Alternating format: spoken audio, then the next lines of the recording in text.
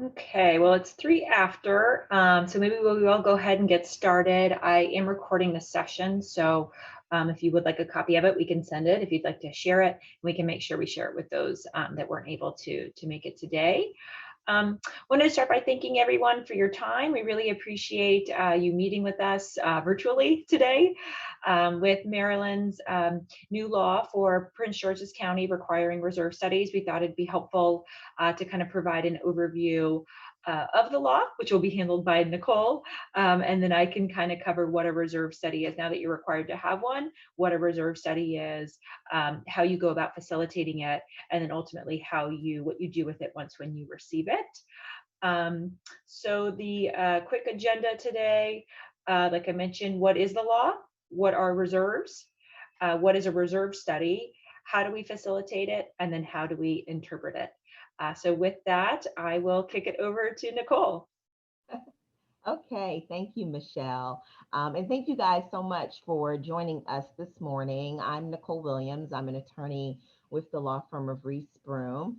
And just want to, I'll just do a quick primer about this new piece of legislation that actually went into effect on October 1st of this year. And so, with this new piece of legislation, it solely applies to common ownership communities in Prince George's County, so condos, HOAs, and co-ops.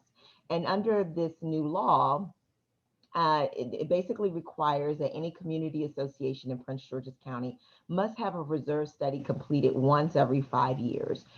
If your community just recently had a reserve study done, then you have some time. You don't have to necessarily get one done right now. You can just wait till the 5 year period after your most recent reserve study was done. If you've never had a reserve study done before, in order to comply with the law, you are going to have to get one done within the next 5 years in order to stay in compliance with the law.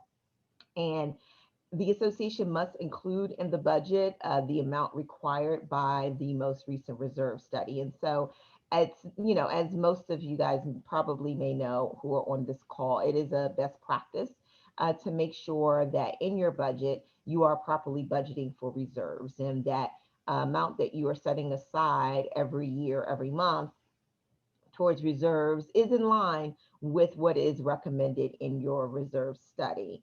And there is a provision. I know one of the questions I got from a few clients is that, well, hey, Nicole, we have a cap in our governing documents of the amount that we are allowed to increase the assessments every year. And some associations may have that in their documents and some may not.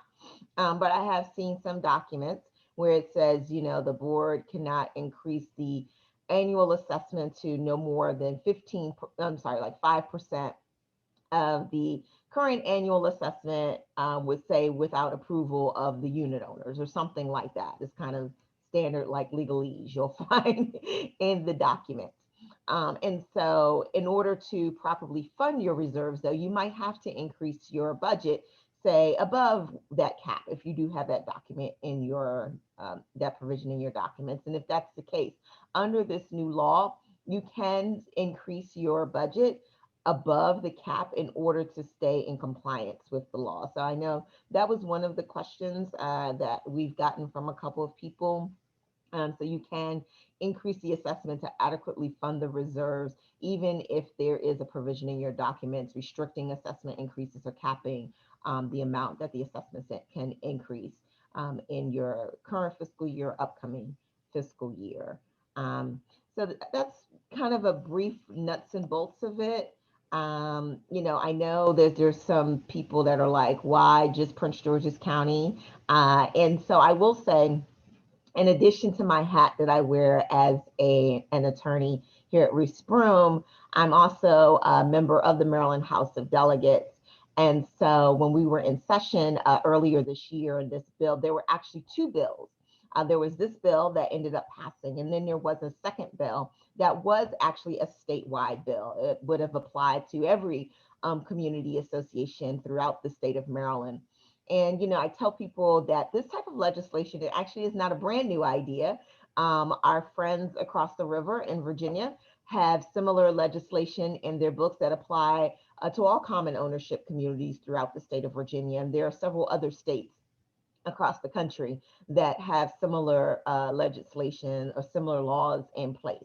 So this wasn't a new idea for Maryland, but I think the wisdom of or the thought, I shouldn't say wisdom, the thought of the General Assembly was that there was some lobbying against the bill. And so let's just pass the Prince George's County bill first to see, how it works, see how communities within Prince George's County respond to the bill, if they're able to comply with the bill, if there are any things that maybe need to be modified before enacting this legislation on a statewide level. I know one of the provisions that was in the bill that did not make the final cut was restricting this provision solely to communities that had 50 or more units. During the hearing that took place with regards to this legislation, there was some concern that even smaller associations, um, may have some items that they would need to save for in terms of capital improvements. Even if it's a small HOA, you still may have an entry sign that you would need to probably repair and replace at some point time down the road. And that needs to be budgeted for as part of your reserve funding that you're saving for that capital improvement when that comes down the road. And so that language was actually removed from the final version of the bill. So it applies to all communities in Prince George's County, regardless of size. And so, if there are, as this bill is going through, if there are concerns that people are seeing or things that are folks think needs to get tweaked, definitely let me know. I can pass that along to the person who was the lead sponsor of this legislation. But that was the thought process about why just Prince George's County. So can't remember the next slide there, but yeah, I think that's pretty much the bill in a nutshell. And so now I'll just turn it over to Michelle to kind of really get into the nuts and bolts of what are reserves. And then once she's finished, we can definitely do some Q&A, some questions, answer any questions that people may have. Absolutely. Yeah. Thank you very much, Nicole. Appreciate it. So now that you understand that Prince George's County associations are required to have a reserve study, we thought it'd be helpful to really cover what reserves are and really why they're necessary and why you need a study to help really manage your reserves.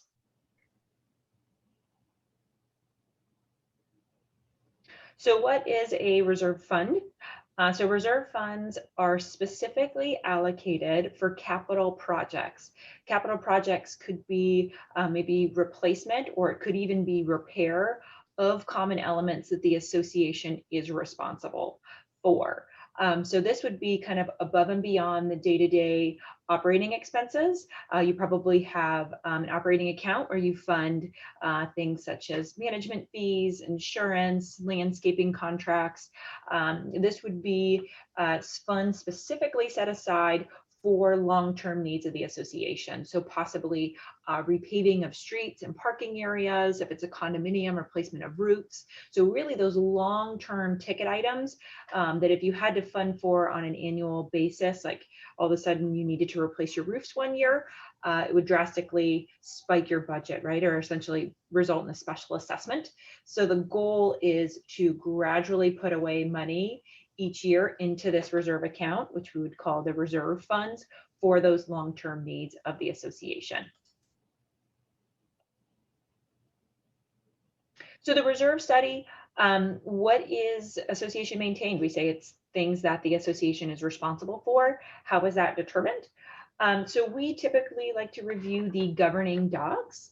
They're the best place to start with determining the association's maintenance responsibilities. Unfortunately, we know there isn't always complete clarity on those documents. And while reserve specialists are great at forecasting useful lives and costs, we are not the profession that should really be interpreting those documents if there is any kind of gray areas. So we really recommend that you consult with your association attorney, someone similar to Nicole, to seek a legal opinion on those documents and interpreting them to really determine what the association is responsible for. And then we also want to take into account any historical practice. So maybe there is a perimeter fence that is actually owned by a neighboring community, but the association has historically painted their side of the fence. That's something that we would want to include as well. Even if you're not responsible for it, you do want to maintain the aesthetic side of your side. That should be relayed to the reserve specialist, so that's incorporated. And ultimately, when we have that conversation, we'll qualify those reserve components. So sometimes you hear a couple of different terms, common versus limited common elements. So I wanted to quickly define those. A common element means all portions of the association other than the units, and that includes both the general and limited common elements. So an example of a general element is something that everyone can utilize, maybe an entrance monument or a parking area or any amenities you might have, maybe a playground or a tennis court, maybe a clubhouse or a pool. And a limited common element is a portion of the common elements that's allocated by the declaration for the exclusive use of one or more, but less than all units. So that's saying that this is a common element. The association is responsible for maintaining it, but it's not for everyone's use. So a good example of that might be if the buildings are condominium style, the individual decks and balconies. Sometimes those are homeowner maintained, sometimes they are commonly maintained. If they are commonly maintained, it would be a limited common element, meaning that just because as an association we all pay for these elements, not everyone's entitled to use it. Everyone can only use their individual balcony or deck. So now that we know what reserves are and reserve components, so what is a reserve study? A reserve study really has two main components. It has a physical evaluation and a financial analysis, and we'll cover both of those in greater detail.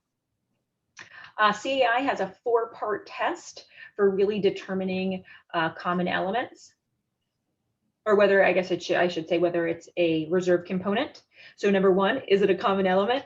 Is the association responsible for those elements? So to be within the reserve study, to be a reserve component, the association should be responsible for that element. We don't want the reserve study to include elements that are maintained by someone else. Maybe the homes if it's an HOA, or maybe the streets if the streets are public and maintained by the state or municipality. Hi, everyone. Sorry, I had a little bit of a conflict that I didn't realize Carol went. It has to have a limited useful life. So a useful life that is limited in nature and requiring replacement in the scope of the study, which is typically 30 years. So the example I like to give for this one would be a pool. So if the community, let's say, is 5 years old and the study duration is 30 years, which is pretty typical, we know you're going to have to do quite a bit of work to that pool, right? You'll have to replace the plaster, probably the coping, the tile, the mechanical equipment, repairs to the deck. There's going to be a lot of capital projects that would be included in the reserve study associated with that pool. But the actual pool structure is very, it's a concrete structure with underground piping, and that has a very long useful life, usually more like 60 years. So if the community is only 5 years old, the duration's 30 years, we're really looking only at expenses that the association will incur until their age of about 35 years. So that pool structure, for example, would be beyond the limit of the study. So that would be excluded for now, and then it would be incorporated in as the community continues to age. And it falls in that 30 horizon, it would be incorporated into the reserve study. It also has to have a predictable remaining useful life. So an example I like to give for this one is if it's a building, we know you're going to have to do quite a bit of work to that building, whether it's replacement of the roof, replacement of the siding, or any facade repairs. but the actual structural frame of that building should last indefinitely, right? Outside of any sort of casualty or being demolished. So that's something that we would say, we do not anticipate that you'd ever have to replace the structural frame. Or another example would be some sort of insurance deductible. We can't predict casualty like some sort of fire, and we don't want that. We don't want you including funds for the unknown. So that's something too. Any sort of insurance deductibles, things like that would typically be excluded because they're not predictable. And then lastly, it has to be above a minimum threshold cost. We really don't want to bog the study down with very small costs that ultimately won't affect the study, right? So we don't want to include every, $20 maybe like potted plant or something that you have. We're really looking at those big ticket items because that's ultimately what's going to drive the study, right? So a general rule of thumb that I like to use is 1% of the budget. And that means we'll use the example of $200,000. If you have a budget of $200,000, we'd say 1% of the budget is $2,000. So anything under that 1% of the budget, that $2,000 would probably be a general maintenance or operating expense. And anything over would probably qualify as a reserve component and something you'd want included in the study. That I do caution is just a general rule of thumb. The specifics of that cutoff are usually discussed during that on-site meeting to really understand the association's needs and how you operate.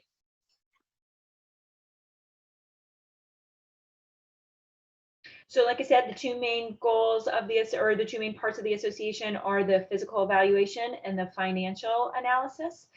Physical evaluation being the on-site inspection, and the financial analysis being the cash flow projections. And really the goal of the reserve study is to provide adequate funding for those long-term needs of the association.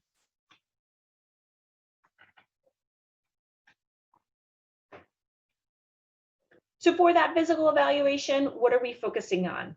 There's two main parts, the meeting and then the inspection. So during the meeting, we're really, in this meeting, we typically like to occur with the reserve specialist or engineer that's preparing your reserve study, and then any community stakeholders. So typically management and often board members that have historical knowledge on the property. During that meeting, we're going to discuss the scope of responsibility. So this is where we're really aligning, making sure we fully understand what the elements the association is responsible for. We'd like to have a history of the capital projects. So we want to learn what's gone on over the years, any projects that have been done, when projects were done, and then if there are any planned projects, we'd like to know about those too, so those can be factored in. And then we'll also want to review the operating budget. So we want to make sure we understand the current financial status of the association, how they're funding, and how you, what sort of expenses that you fund out of operating versus reserves. After that meeting, there's the inspection, where the reserve specialist is going throughout the entire community and really evaluating those common elements that were just determined in the meeting. So during that inspection, they're quantifying the elements and evaluating the condition and life expectancy. So based on the age and its condition, when do we anticipate these projects will need to occur? What's the manner of replacement that's recommended? Maybe it's a very large community with a bunch of streets, and they've sort of phased, it was built over multiple phases in years, and therefore the pavement's in various conditions. So maybe it makes sense to phase that project. An example of something that would only be partially included could be the sidewalks, just due to the nature of concrete. It's unlikely that an association would have to go in and just replace all of the concrete in one shot. So that's something we would typically recommend partial periodic replacements of. So during that condition assessment, we're really wrapping our heads around the best manner for replacement and useful life of those elements. We're also looking for any factors that will affect the replacement cost. Could be the location. Is it, if it's, use the example of right town in DC, the kind of access to that area would be much more expensive than somewhere that's a little bit easier to get to, right? Or where is the location of a retaining wall? Is it right along the main street, or is it tucked back behind the homes along a conservation area that's going to be pretty challenging to get equipment back to? What's the overall size and scope of the project? If it's a fence, is it just 50 linear foot for a trash enclosure fence, or is it a mile of perimeter fence? There's various factors that will play into that replacement costs. Not all chain link fences, for example, are treated equally or cost the same to replace. So those are the sort of things that we want to look at too while we're on site to make sure that we're adequately capturing what it's going to cost to do that project. And then we're also going to help prioritize the projects. There's certain things, let's say the association has a clubhouse. There's certain needs that you really don't want to defer, say, for example, the roof. But there are some things that can be deferred, right? If the funds aren't available, like we'll use the example of the carpet. If the carpet's old and aging, that's okay. It might not look great, but it's not going, there's not a safety concern with that, right? So the reserve specialist is really going to focus on prioritizing those near-term needs. So the association can best use their reserve funds. So after the physical evaluation, there's the financial analysis. So we have the fund balance, which is the starting point. We have the current year income and expenses. So we're not going to recommend changing midstream. We know when we're conducting the study, you're in the middle of a budget year. So we're going to show the remaining contributions that the association has already budgeted. We're going to incorporate both interest and inflation, and then ultimately provide a funding recommendation. So the financial analysis really is a snapshot in time. We're relying on you to provide us this current information, the starting point where they're at today. We've planned out the expenses based on our physical evaluation, and then we're going to provide that funding recommendation. So it truly is a cash flow analysis of those reserve funds.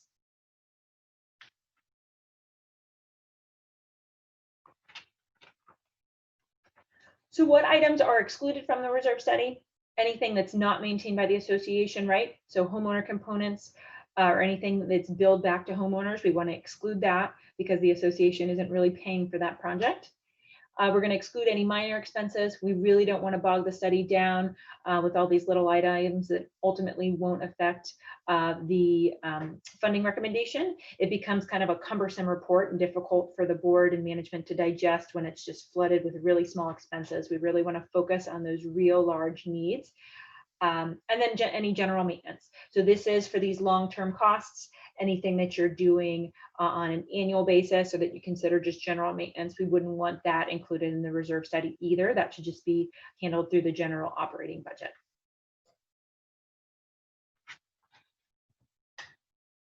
So how do you facilitate the reserve study as a board member or as a manager?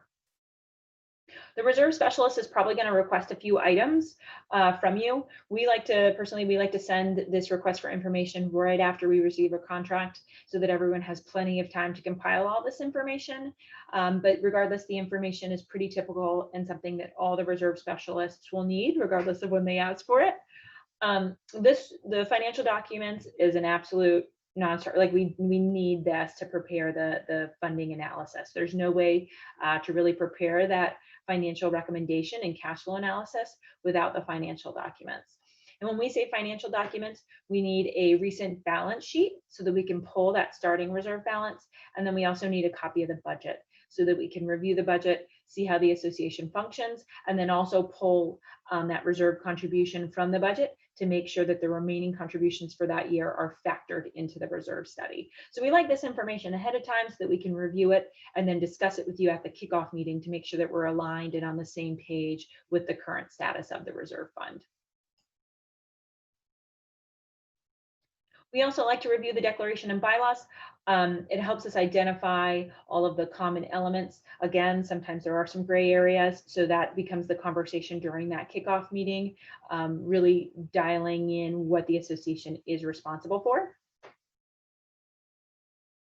Any capital projects, if you've just completed any projects or you have any planned, we'd really like to know about those to make sure that they're adequately or accurately captured in the reserve study. And then any interest rate. So we can either use an average rate, or if you provide us the interest rate that the association is currently getting, we can use that as well. The one thing I will caution with that is interest rates are pretty low right now, and it is a 30-year study, so the hope is that those rates will kind of climb again. So I do caution with only using your current rate, because the hope is that they will start, receiving more interest down the road, since it is a 30-year study. So that's just something to consider.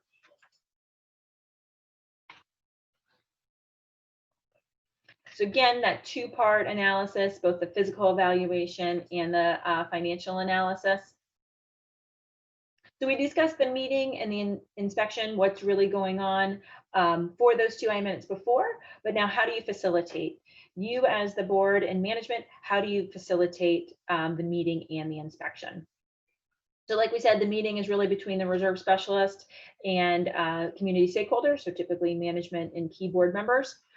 We usually like it to occur at the beginning of the day. It typically lasts an hour, but really varies based on the community size and any questions that the association has. It could be as quick as 20 minutes, or it could be as long as 2 hours. It really varies by the board involvement and how much history the board has on the property. As far as who should attend, board members with historical knowledge are very helpful, but we do encourage you to kind of limit the number of attendees to make sure that it's a productive meeting. We don't like to tack on the reserve study meeting kind of with a monthly board meeting, because it can just kind of create other conversations and things. So we really want this meeting to truly be focused on the reserve study. We encourage everyone to bring any specific questions or concerns that they have. The reserve specialists will absolutely have quite a few questions for management and the board, but we want you to have the opportunity to ask your questions too and voice any concerns that you have. So whether it's just general information about reserves, or if you're concerned with a certain retaining wall that you want us to, you have some questions that you want us to kind of go over, and look at it together, we encourage you to bring everything, either side, and anything in between. And most inspections will conclude the same day. It really depends on the community size, but for the most part, the inspection will conclude within a day. So after that meeting, again, the next part is the inspection. So how should you facilitate that inspection? We request that you notify residents prior to. You don't have to, but it does alleviate some concerns. Understandably, homeowners get a little concerned when they see someone walking around with a camera taking photographs and taking notes and things like that. So if they're aware that we're coming to the property, it's usually a little bit more settling for homeowners. We encourage board involvement initially. Like I said, use that example of the retaining wall. If there's a certain retaining wall you want to point out, or you want to make sure we see this fence that's kind of tucked back, or there's a certain roof that you're concerned about, you're more than welcome to show us those areas at the beginning of the inspection. We want to be respectful of your time, so we like to do the meeting, then kind of go over any concerns you have in the field, take care of those areas, and then that's kind of where we depart. The engineer will need some independent time to inspect the property. And the real reason for that is because they are trying to, quantify, perform that condition assessment, and really need to focus on what they're doing. So we don't want to be distracted with kind of conversations and also trying to measure and try a new condition assessment. So like I said, we're happy to do an overview walk or go over any concerns up front, but it is important to make sure that the engineer has some time to really evaluate the infrastructure on their own as well. So that's it as far as facilitation. That's all really that we need from you, is some of those documents, and then your time for that meeting and the beginning part of the inspection. And then the engineer will do their independent inspection, come back to the office, crunch the numbers, put together the full report. Personally, we have an internal quality assurance department, so our engineers have to provide their recommendations and their findings to the quality assurance department. Once everyone internally signs off on it, you will receive it. When you receive the report, how should you interpret it? The examples I'm using here are taken from our sample report, but regardless of which provider you use, all of these contents will be there. They might just look a little different. So we'll still kind of cover key things to pull out from these components when you receive them. It's just that the examples are taken from our reports. So every report that you receive will have some sort of executive summary. It's really a concise, high-level overview of the findings that makes it easy to distribute to stakeholders, so that whether that's you just wanting to provide the homeowners or potential buyers possibly with just the executive summary, it's a quick page or two document. Ours is 2 pages. to really kind of hone in on the key findings. So here's this sample that I mentioned. Any executive summary will have the funding goal, right? Like what is the goal of the reserve study? It should include a project prioritization. So what are the near-term needs of the association? And then ultimately the recommended funding. So that's pretty key. We want to make sure to put right up front the funding recommendation. So the reserve study will also include the expenditure sheet. So this is really developed based on that on-site condition assessment where we're conducting measurements and really kind of quantifying and really evaluating all of those common elements. The reserve specialist will put together a 30-year roadmap. So it's pretty detailed, where it has very detailed information, but also big picture, right? So you can go in if you're concerned about an individual component, maybe it's the light fixtures outside, you can see exactly how many light fixtures you have, you can see the useful life of those light fixtures, you can see the estimated time for replacement, the unit cost, the total cost, you can see all the detail you want about every single component that's throughout the community. Or big picture, you can look at it by year. So how much do we need to plan to spend in 2023? So I like to describe it as a matrix to where you can kind of look across at each individual component or by year. And the reserve study should total up the expenditures by year as well. So again, layouts will look differently. This example is just ours, but each will have all of these components. So the next section of the reserve study is really that reserve funding plan, which outlines the funding needs for the next 30 years. So we're identifying any critical years and really what's driving that funding recommendation. All reserve studies will have these. Like I said, this example is just ours. So this current fiscal year information is the information you're providing to us. So you'll provide us that starting reserve balance. You'll provide us the contributions slated for this year, any planned projects for this year, and then we'll come up with a projected year-end balance that really becomes the following year's starting balance. And then that's when the funding recommendation will begin. So the expenditure line, the very kind of last one before adding it up, is something that we're determining from the physical evaluation and now incorporating into the cash flow. We include this graph, which is really just a graphical version of that cash flow analysis. And I find this super, super helpful for the average homeowner to truly understand the importance of reserves. When you talk about reserves or increasing fees, homeowners might get a little squeamish and want to understand why they need to increase fees. And I think this really helps kind of paint the picture. So in this example, the blue line is the reserve balance. The red bars are the expenditures, and the green bars are the reserve contributions. So it's very easy for the average homeowner at this association to say, we have about $600,000 in reserves, then everything seems in fairly good condition. The next few years, we don't have any real near-term needs. Why on earth are we still contributing to this account and even increasing fees? I don't understand it. What's that money going towards? When you see this graphical form, it really helps that over the next couple of years, you're still building and saving for those few years out. Looks like from years, say 5 to 8, from the time the study was completed. There's like, so call it 2023. There's years of huge expenditures, right? You can see the association spending much more than they're contributing, which ultimately would require a special assessment if you didn't have this reserve account, right? So the goal of the reserve fund is really to deplete that reserve account that you've been building. We don't want the money just to stay there forever. It's finding that happy medium for how much do you need? How much can we deplete it to? So we're really draining that reserve account. And then there's years of rebuilding again. You're still going to, even though you just incurred all these expenses and now everything's in relatively good condition, you're still going to need to contribute pretty substantial money, more than you're spending for years, because out there in 2043, you have another huge project that you need to do. Maybe one was the streets and one is the pavement. So again, now you're draining that reserve account. So I really think this really helps the average homeowner understand why reserves are so important, because really without this account, they'd have to be hit with a special assessment or a bank loan. So again, that's just a graphical form, right, of that cash flow analysis that's included with the reserve study.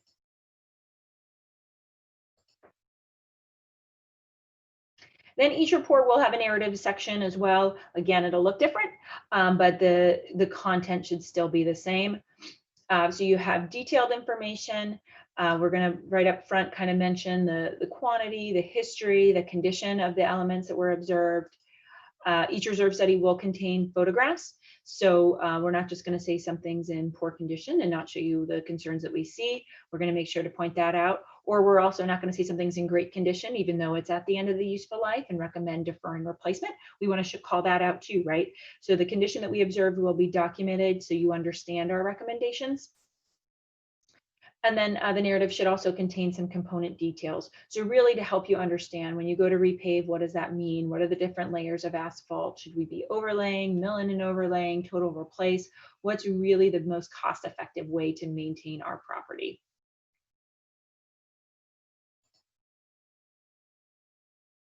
And then if you have any more questions, when you receive the report, just ask. The reserve specialist is always happy to answer any questions that you have.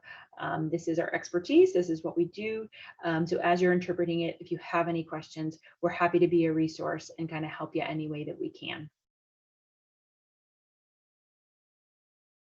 And that concludes the presentation. So with that, we'll open it up to questions. Does anyone have any questions?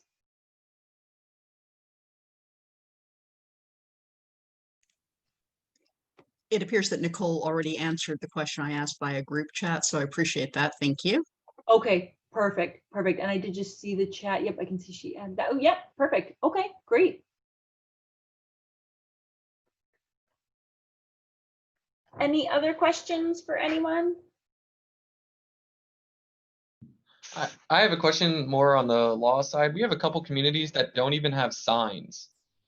Like all they have is a small piece of common area land, and they're gonna have to get a reserve study every 5 years without even any real assets.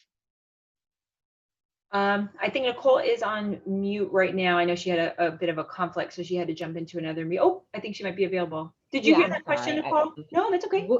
So what was if you could just repeat the question? Was it just because I heard there aren't any signs. I don't know if it's a situation where you don't think there are any items that will require a reserve study. Was that the question? Right. We have a couple, just they're small communities. They don't have any like entrance signs. They don't contain anything that would require a reserve study. All they have is like a little bit of land that they just pay for landscaping.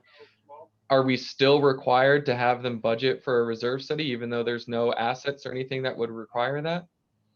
I think in that situation, which I think is the law doesn't speak to it specifically, but I think if you have some type of letter or documentation, maybe not, maybe from someone like Michelle, or just, the law just simply says, something from anyone who holds a bachelor's degree in construction management, architect, engineering, or equivalent experience or education, or someone who has a current license from the State Board of Architects or State Board of Professional Engineers. Maybe if having some type of documentation from one of those types of entities, or someone from someone like Michelle, I'm saying that there isn't a need for a reserve study would probably be sufficient, as long as you're able to provide that, as a reason why the association does not have a reserve study. Okay, so if they do have, let's say we have a couple communities that only have an entrance sign, that's it. A reserve study is still You're going to required. need a reserve study for that little itty bitty entrance sign, or something equivalent. Like I said before, something prepared either by a licensed engineer or by someone who, like I said, has a bachelor's degree, either in engineering or architect or something along those lines. Okay. Yeah. And we Okay. have encountered that there's been other associations that have contacted us about that. And so what we've done is done some coordination discounts for some of these smaller associations, where we'll say, okay, 3 or 4 associations under this management company, if you guys all, elect to have your reserve study done, and we can do them all at the same time. Maybe we meet with the manager and knock out kind of all 3 or 4 meetings on the same day, evaluate those monuments. There's definitely some cost savings to us as a reserve specialist that we can pass along to the client. So we've been doing kind of presentations like that to try and make it a little bit more manageable. Okay, our specialty is, and I don't know if this is for everyone, but our specialty tends to be smaller communities. So with requiring a reserve study, we're almost spending more money than what it would cost to do the reserve study than what they're saving for with their assets with a small sign or anything like that. That's our biggest issue, is we're gonna end up spending $2,500 because we do have you guys do some of our reserves for our bigger communities. But the $2,500 is going to be more than what it's going to suggest for us to be putting away. So that's where we're kind of stuck in the middle of with this law. Yeah, and oh, sorry, Nicole, go ahead. I was just gonna say, no, I understood. I mean, I think that was kind of one of the reasons why the original language had that exemption for smaller communities, but unfortunately it got taken out. So, yeah, I understand the concern. Okay, we just want some clarity to be able to go tell our boards this is what's required. And, if we can get a licensed builder to say that, if they have just an entrance sign, if we get a licensed builder to go out and kind of give us a rundown of it, that's okay instead of paying for the reserve. At least to have that letter presented. Yeah. Okay. Okay, I think that's it. And just a little bit of good news is it wouldn't be $2,500 if it truly is just an entrance monument, because it really is, the way we price them is based on the amount of time it'll take the engineer to prepare the reserve study. So we acknowledge not all associations are the same. There could be a 200 unit association and they truly only are responsible for a monument. So that is factored into the cost as well. Okay. What kind of enforcement or penalties accompanies this new law? So the bill is silent with regards to the enforcement.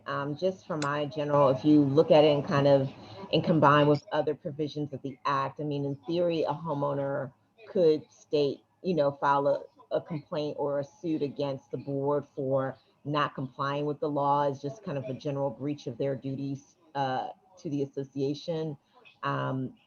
Generally, a lot, especially under the Condo Act, this could be considered a consumer complaint that one could file a complaint with the Attorney General's office. But that's pretty much about it. The law doesn't say that you'll be fined or anything along those lines if you don't comply. Though, I think the intent of the drafters was we would like associations to comply because it's actually in their best interest to comply. But that's pretty much about it as it relates to any teeth in it. Thank you. Mm-hmm.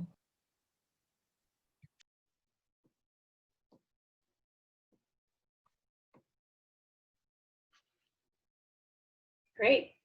Any other questions?